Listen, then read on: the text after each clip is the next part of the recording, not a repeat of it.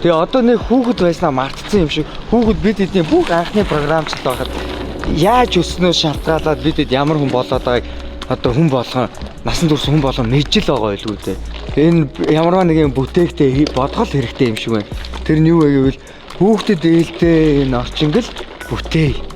Нөө их өндөр байшингуу зөндөө их байхаар тэгээд хүн нэг нүсэрдэг тийм лалрын мэдрээд байдаг. Тэгээд нэг байшингуудыг бас шилийн хийд юм билээ шүү дээ. Тэнгэрийг харуулах гээд байгаа. А тийм ээ тий. Тэнгэр харахгүй болохоор хүн угаасаа лалрын болдог байгаа байхгүй.